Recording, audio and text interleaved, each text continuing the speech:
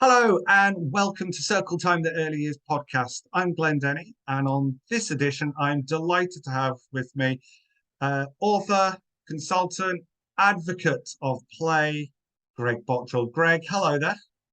Hi, Glenn, and thank you for inviting me on. It's always a pleasure to chat with you. And like I said off air before we began, it just I'm considered to be one of the play people, so it's always good to chat with. It's always good to chat with the play people. Definitely.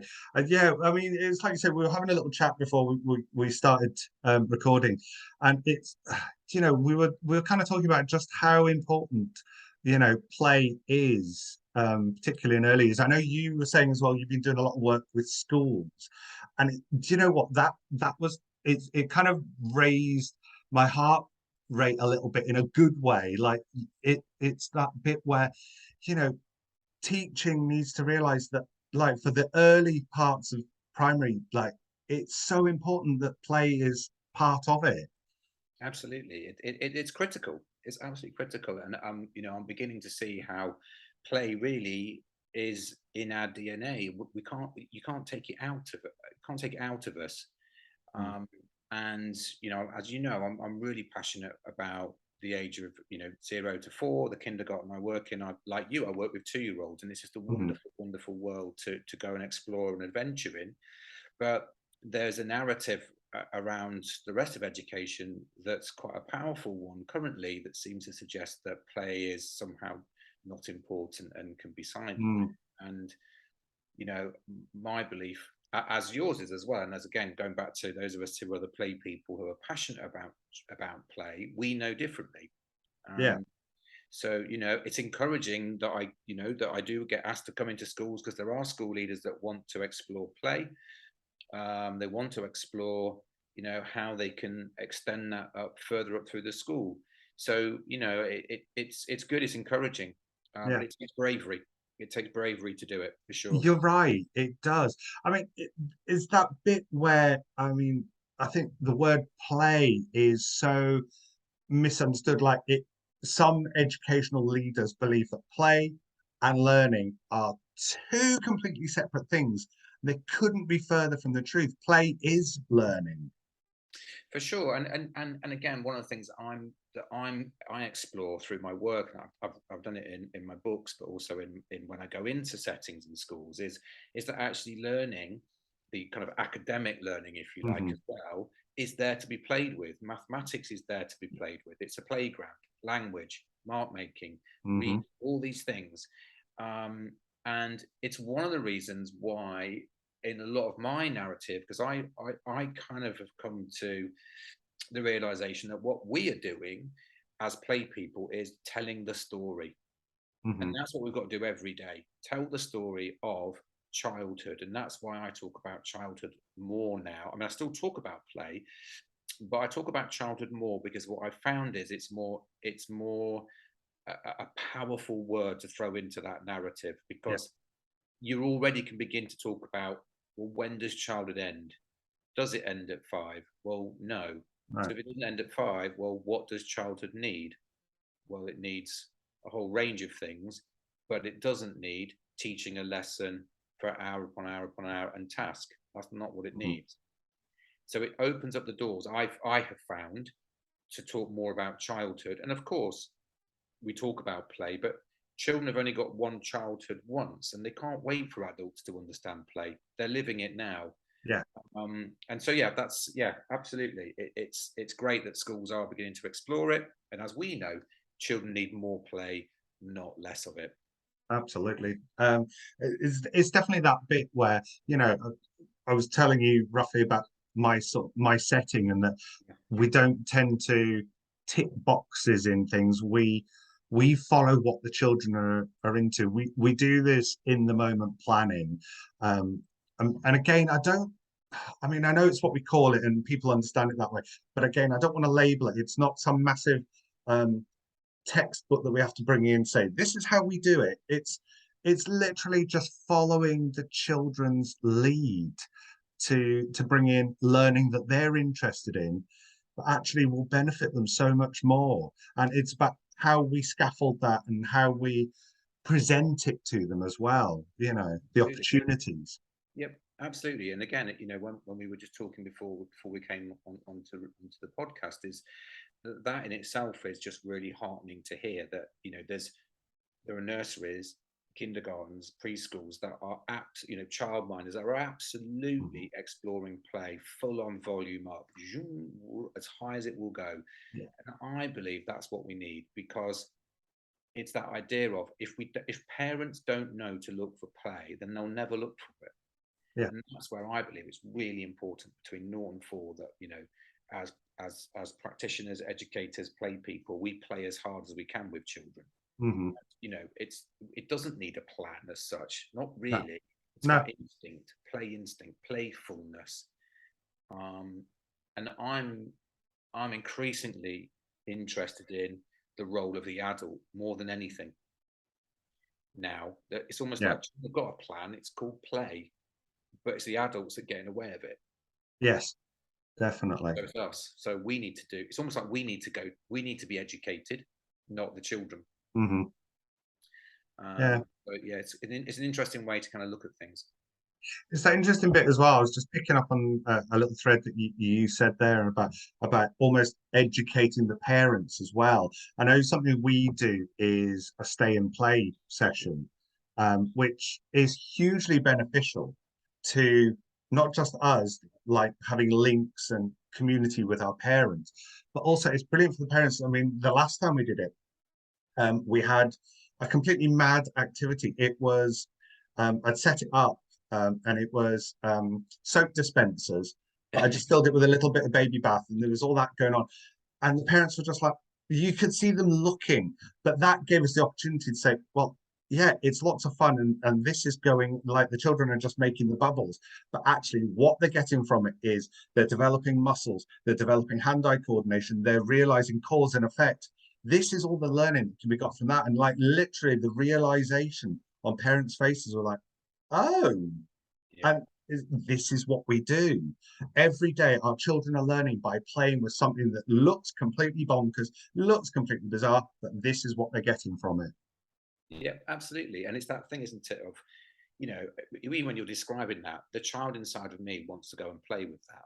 Hmm. Really, and you talk, and as you talk about that, you lit up. Then I could see, Hmm. like, in your expression, your that memory that you had is lighting you up, and that's part of play's difficulty, because we can't see what's going on inside children. When we can see the physicality of the play, Yeah. we can hear it, but we don't really know necessarily, can't see it, what's happening within the child, and in terms of like the neurons connecting and the joy, because again it's about joy, really, the joy Hmm. that's happening.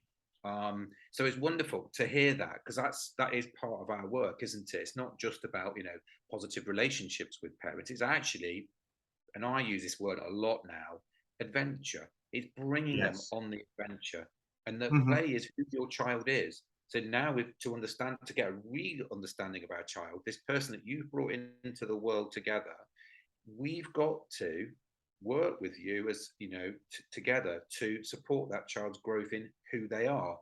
And the most powerful way is play. And I'm sure, when I used to do stay and play sessions with parents, it was often when they would begin a little bit kind of clunky and a bit uncomfortable and a bit self-conscious. But in Hmm. time, they just relaxed and got into it because they could see. And I'm sure, you have the same. Like you say, Yeah. parents get into it and they're away then. And again, it just shows that we've got, there's a lot of work to be done with parents to Definitely. remind It's them. it's like you say, it's that key word that you're using is adventure. It's like childhood is an adventure because our children are constantly exploring and discovering, and that's all about what an adventure is. And what we're trying to do with the stay and play is bring the parents along. It's like, don't stand on the sidelines. Come and join in with the adventure. Come and play. Remember what it was like to play. Why did you stop playing? Yes, it's exactly that, and part of it is that, again, that's why I talk a lot about adventure, um, in not only my practice but when I go and work with settings in schools, is ultimately to invite people to come on an adventure. So who Hmm. doesn't want to go on an adventure? And actually, going to preschool, going to school, isn't about going to preschool school. It's life. It's life. That's what it is, and life is an Hmm. adventure. And if it's not an adventure, well, what is it? And I believe that children do want adventure, and they want to be enchanted and immersed in in in our wisdom and our skills, but also in the world around them, in the provision that we put out for them. Yeah. And parents are part of that. And I often talk about, we're not there to be play tourists. We're actually there, and this is a word a word I found really powerful, and people listening to this podcast may want to take this word into their own practice, is this idea of being a companion. Mm-hmm. If you're a companion on the adventure, if you begin to see yourself that just mentally, that you're in companionship with childhood, it can be really empowering as a kind of just slight spin on who we are on this adventure. Absolutely. I mean, you were kind of talking about adventures, and as well, I know that you're kind of looking at sort of doing an in-depth research, and kind of links on to something that you've been posting on your socials and on your website, is the quest. So, I mean, I know I've signed up for it. Well That, done, I Glenn. definitely want to be part of this quest. I want to come on the quest with you. Yes. But tell our listeners, what is the quest, and how can they, most importantly, get involved? Okay, so basically, the quest is going to be an expansive project in inverted commas. It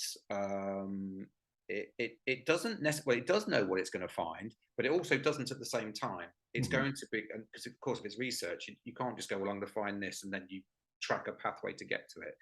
The idea really is to have as many people who are advocating for childhood, who are passionate about play and want to tell its story, to join together. So I'm not going to be leading it as such. We're going to all do it together. Of course, I'll be pulling the threads together of it.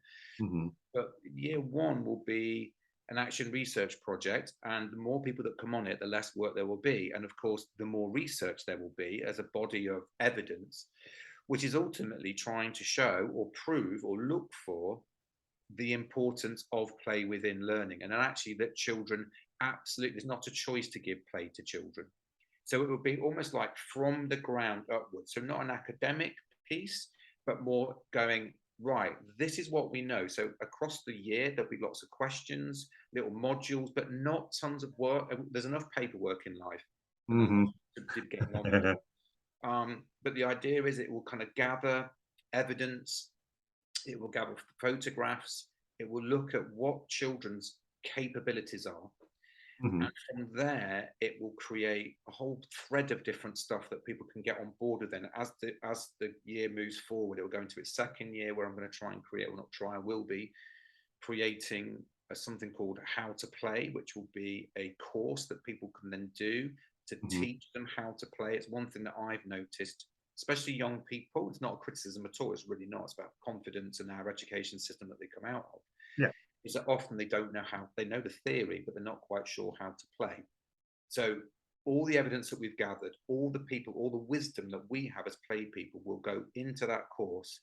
So we can almost be there as a group of people holding the hand of those people who have coming in Mhm. to give them extra confidence, give them ideas. And it's about who they are ultimately, which is then going to lead into a book called The Hero's Journey into the Kingdom of Play. And that's hopefully the really exciting bit, because basically it will be co-authored with everybody on the quest. We'll all contribute to it. Mhm. And I've identified 9 things that children are and 12 things who we are. And the idea is to knit them all together, Mhm. to create a book that will then be, again, almost like a statement about play, really, really powerful statement about what play is, what childhood is. And then out of that, they'll become something called adventure parenting. So it will Yeah. be a guide to parents about imaginative play, like similar to what you're talking about. Yeah. And again, off air, we were talking about simplicity, going back to simplicity. I'm massively into that for parents. Time together, looking for those moments. Life hasn't got to be a grand adventure. It can be simple, but Mhm. it'll again create some kind of parenting approach. And ultimately, what it's going to try and do, using all the play people that come on board, will create a brand new national league table of schools and who is playing and who isn't. Yeah. And that's the really powerful bit, because ideally, the idea really is to show parents, to open the market, if you like, because what I'm trying to do is use capitalism and neoliberalism against itself, and to go, Yes. there's a product, it's called childhood. You need to go and look for it and use that, so that there's pressure then on the education system for childhood, that parents begin to demand it. So it's a hugely expansive piece of work, but I can't do it alone. I can't. Hmm. It is about trying to create something very new, and that actually says to parents, go and look for play, go and demand it, and ultimately tell children to go and demand it. Because I don't think we do enough around that either. I think we know as adults about play, but I don't think we do enough to tell children. And what would it be like if you empowered children to demand play? I think it'd be a totally different world. Oh, it would be, definitely. I mean, I think there is that bit. Again, I was picking something out that you said there, and that, I quite often see, like, when we have students in Yeah, to settings, not just necessarily the setting I'm in, but like you said, I think it is kind of a very big statement about the education system that we have just now, that we have students come in and literally they're like, they haven't a clue how to play. And it's not annoying for us, it's just disheartening that, yeah, how have you forgotten how to play?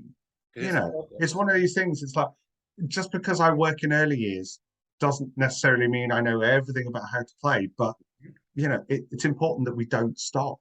Absolutely. And part of it is, as I believe, the young people, again, because it's not a criticism, it's about confidence. That's what it's Mhm. about, I believe, play confidence. Yes. What happened is, in our education system, is that what I would refer to as gumption. Gumption and instinct is removed from children very early. So their sense of who they are is removed very quickly. And it's that there's Hmm. the task, there's the lesson, do this, please, earn, reward, da da da. And you see it all the way through schools. You see it all the way to secondary school. And then they come out into the world. And in that moment, you've now got to stand up for yourself. But you can't, because all this time you've just been doing tasks. And then you come out and it's like, well, what do I do now? So our playfulness, our, what I call our, I mean, I refer to it as the soul, but that might be a bit too hippie for some people. But it's the erosion of the soul, of who we are as soul. And then we have young people coming into early years who don't know how to play, but that's the most important thing. I've just had one of these thoughts come into my head, actually, when you were talking about the soul, and it made me kind of, I don't know why, but I just got a flashback to my childhood, and like those kind of like, I'm going to sound hippie-ish now, is what I'm saying, those carefree days. Mm-hmm. But, I literally had a vision of being at my grandmother's on my bike in the summer, under the trees, not a care in the world. Yeah. And, it's one of these things, it's like, whether I'm just spouting a lot of nonsense right now, but is it a case that because we've forgotten to play, that we get a lot more mental health issues and things like that, because people are just so desperate to conform that every ounce of that carefree childhood is just gone. And it's a great word to use, Glenn, because ultimately the quest, its ambition, its aim is to go and reclaim childhood. Now that Mhm. might sound grand, but actually, no, it's not. Why should it be? If we can't imagine reclaiming childhood, because it does need reclaiming. You Mhm. just used the word carefree. I believe children should live carefree, Yeah. but they're not. They're made very quickly. They're made to feel accountable for themselves. Now, of course you want accountability along the way for your behaviour or what have you, Yeah. but not when it comes to learning, not academic learning. I mean, and it's about this idea of saying no. Children need to be carefree, and it's not about nostalgia. It's not. It really isn't. The Mhm. golden days of summer that you and I had, they were real, but Yeah. they've been removed, they've been taken away deliberately. It's a policy to take them away. So actually, Mhm. it's that policy is the make believe world, and it can be changed, it can be swept away, and that's what the quest is going to try to do quite powerfully, hopefully, and trying to get into policy making and all that, because that's so it's, and again, even you saying the word soul, I've said it and used it, about it being hippie. That's what has happened to us, because actually soul isn't hippie at all. It really No, isn't. You have got a soul. we all have one. Yeah. Yeah. And I believe that the soul is a big part of it is playfulness. Hmm. That's one of the biggest parts of it in terms of, exploring, discovery, making sense of the world. All of that is play. It's who we are. Yeah. And it's time we need to bring it back. We can't wait. So that's the quest. Sounds grand, I know. No, I absolutely, I 100% get it. And hence the fact I've signed up for it, because I'm like, yes, I absolutely get. Yeah. And obviously, I believe a lot of, I believe in a lot of what you say, because it's right that, reclaiming childhood as not just like you say, as we remember it, but as it should be, Absolutely. is so important. It's that, you know, an example of like going back to those carefree times of childhood. Well, actually, there are times as an adult I do bring them. Like, for example, like I know stupid things like the day I went to Eden Project last Yeah. year, and I went on the zip line right across the top of it. That was play as an adult, and I loved it, and I felt free, and it felt amazing, and it was just it unearthed all that kind of adult life that I have to live. And it's like, no, actually, do I? Do I? Or can I just do what makes me happy? And I think that's what we need, is to be confident in our play and be confident in ourselves to do that.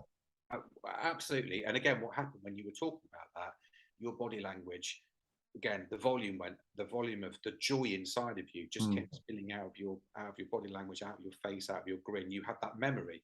And Yeah. that's the key part, is because, going back to the mental health thing, in my third book, which has just come out, called Love Letters to Play, the first sentence is play loves you.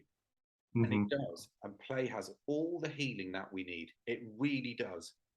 And that's why we need it. We've come out of 2 years of trauma. Yes. That's not that's not overstated. It's not over dramatic. No, Not it's at all. true. It's been absolutely traumatic for children, and we're seeing that on the ground when you Yeah. work with, as we do in Oh my schools. goodness. Yes. You see that. Yes. And actually, we need to play. We have to. And if you need to play at 2, you need to play at 5, you need to play at 8, at 11, and not just on a playground for 15 minutes in between doing a lesson. No. It's got to be embraced. So it's kind of, and I can imagine you want that zip wire, by the way. And that's what we need. We need more zip wire in life. Hmm. It's not trivial. It's something really powerful about who we are. It reminds us of our capability, and that life can be joyful. Yeah, life is hard, of course it is. There's lots of things in life that are Yeah, difficult, but play is one of those ways that we overcome them. definitely. It's like one of those ridiculous sayings that you quite often see on these memes that fly around on social media. It's like, I don't want to adult today. And Yeah. I think, do you know what? Yeah. It's true. There are some days I really don't want to adult. I No, just want to go and sit in the living room and play with my Lego, absolutely. you Yeah. know. Yeah. But that's why, for the quest, that's why I called this website. I didn't call it the quest. I've actually called it thekingdomofplay.com, Yeah. because I believe all of us live in the kingdom of play, and it's hidden from us at times, and it's definitely Hmm. hidden from children to a degree. And that's where the adventure is. You don't grow out of the kingdom of play. You never leave it. You're still in there somewhere. We've just got to have those moments when we discover it, because ultimately it is about memories. The Hmm. memories you make are who you actually are, what you remember. I believe that's your identity. Yeah. And no one has a memory of a worksheet, but you do have a memory of the amazing play that you came up with, that you brought into the world, that you invented and created, and all of that kind of thing. Yeah. That's why it's so critical. Definitely. I mean, it was funny again, something else you said there. We seem to do this anytime we've talked, we always trigger memories and things. But there was something you said about you don't remember a worksheet, but you do remember the play. And it's like, I'm still like, I'm still in contact with some children that I looked after way back at the start of my career, like we're going back 25 years or something. And I'm still in contact with people. And like, when I've talked to them, they're like, do you remember that time in nursery when we did this, this, and this? Yep. It's like at no point has anyone said, oh, do you remember that really fantastic colouring in sheet? Or that? No, nobody's ever said that. It's like, do you remember when we went and did this and we had this, you know? Yep. again, it's bringing back those memories, that joy, that absolute joy. And I think we do need that. I mean, like you say, we've had 2 years of probably the worst trauma that we've ever lived through in our lifetime, and we need more of this joy in our life. We do. We need to play our way out of it. Hmm. That's what we need to do. And again, that's kind of what the passionate message of the quest is going to be. Hmm. Is that play can't just be something that we offer now and again. No, actually, it's got to be central to life of childhood. And because it doesn't end at 5, then we need to see it at 7. We need to see it at 10. And if we don't see it, then we are actually eroding childhood. And I feel that's something that we just cannot allow. And Yeah. that's like the more messages we get to parents about, especially between 0 and 4, about how critical play is, the more chance we have of play people to begin to make a difference to the world. Because I look around and yeah, there are good people in the world. Of course there are. And we could probably name, all of us know good people. All of Hmm. us know people that want the best for one another. But there's Yeah. an awful lot that's not good in the world. And what we need citizens who can think for themselves, who can create, who can invent, who can dream, who can imagine. And I believe all of that starts in play, not with do this task, here's 40 fractions, do this so that I can mark it, because that's not anything. Yeah. It really isn't. But that's actually more pressure It as is. well, which, like we were saying, is like children don't need that kind of pressure in their lives. They need the freedom to, like, children are very physical beings. We know this. Like I say, working with 2-year-olds, they are exceptionally physical beings. If I tried to sit them down and say, no, no, no, you must make such and such because we have to do this. I would like you to paint all these paper plates red because of whatever reason, they're not going to do it. But if I'm outside and they're moving and we're going on an adventure down to forest school or whatever, I'm going to get so much more from them. The fact that they've got the freedom and the space to explore and to think and to do for themselves, Yep. brilliant. My children get so much more out of it. As do you. Hmm. As do you. And that's the thing. Again, the narrative often is about how play is for children, but actually, I believe we need to throw in us as well. Because I can imagine, again, Glenn, I can imagine them when you're taking them down to the woods, you will be absolutely brimming with playfulness just walking Hmm. down there. Because Yeah, you will, because you're going to go on an adventure with them. If you were to it go, is. Yeah. that's it's you as well. You need to play as an adult. Definitely.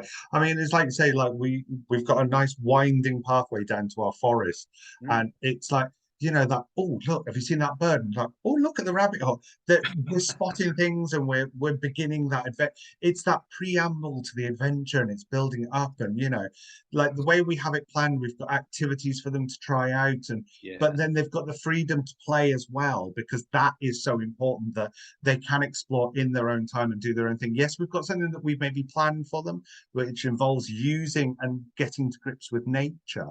Yep. But at the end of it is always, it's like, go and see what you want, go and do what you'd like to. Let's move around. Let's be physical. Let's move. Let's play. Absolutely. And you've just used a brilliant phrase there. You said about in their own time, and that's the difficulty. Is because children Mm. are in their own time, but the Yeah. adult world, as I call them, the ones that just want outcome and a spreadsheet, they don't want to give children time.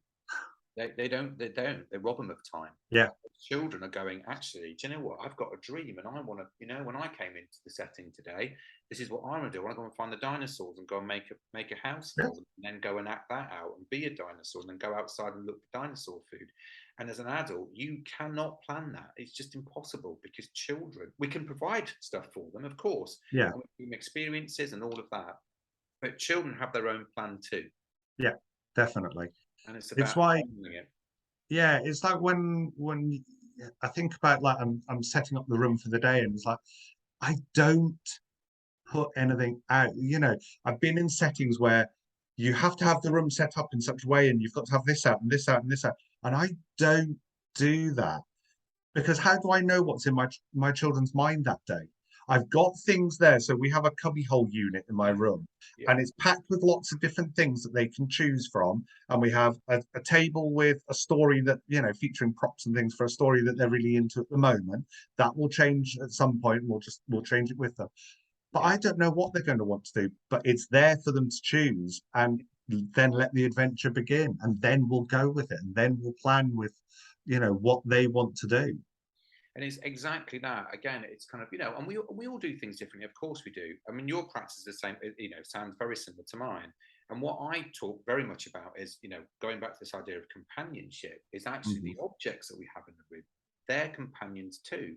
So what we make available for children to choose, are they companions? And you can Yeah. only really be a companion if you can take it on an adventure.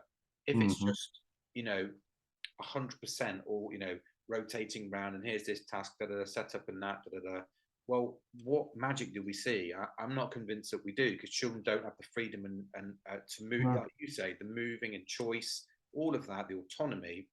We don't see as much magic.